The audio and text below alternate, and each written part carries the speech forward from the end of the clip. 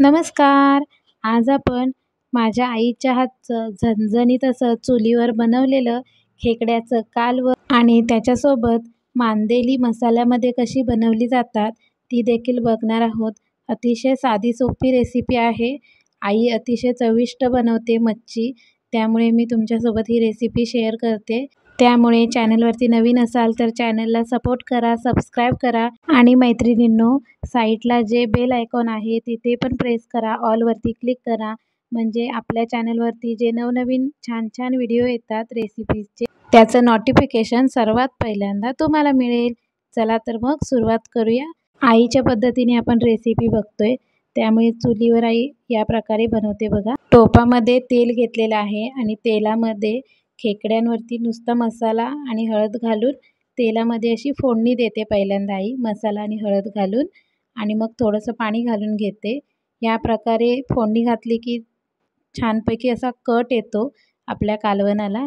त्यामुळे आई असं पहिल्यांदा तेल घालून फक्त खेकडे मसाल्यावरती असं फोडणी घातलेली आहे. खेकड्यांचे जे डांगे असतात ना बारीकवाले, जाडेवाले कालवणामध्ये घालते आई, आणि जे बारीकवाले असतात ते असे पाट्यावरती छान चेचून त्याचा रस्सा काढणार आहे.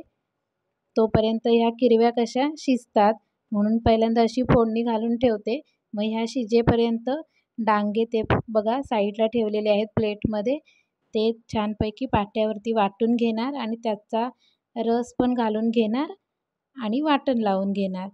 हे पहा किती छान कट आला आहे आत्ताच. नंतर मग अजून शिजल्यानंतर मी तुम्हाला दाखवते पुढची रेसिपी.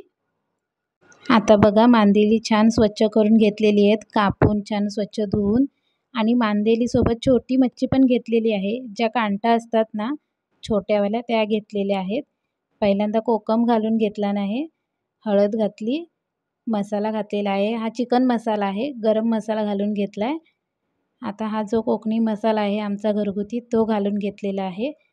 हे छान सर्व मिक्स करणार. त्याच्यापूर्वी थोडंसं मीठ घालून घेणार आणि ठेचलेला लसूण बघा साईडला ठेवलेला आहे, तो घेतला आईने हातात.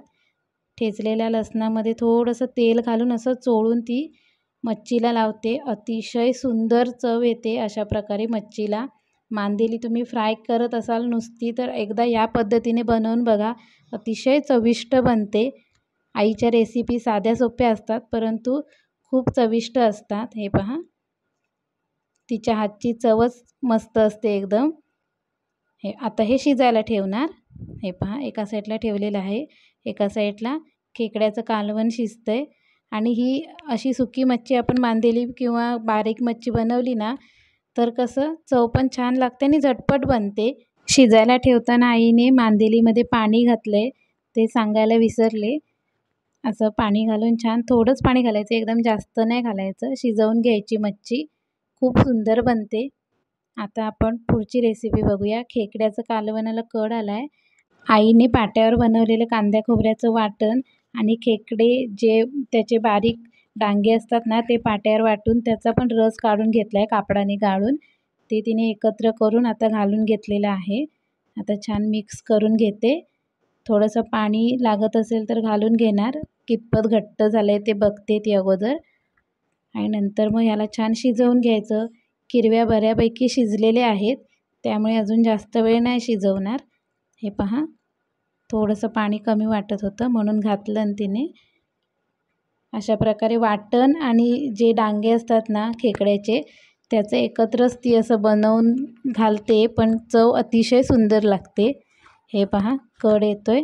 अशी साधी सोपी चुलीवरची रेसिपी तुम्हाला कशी वाटली नक्की सांगा कमेंट करून.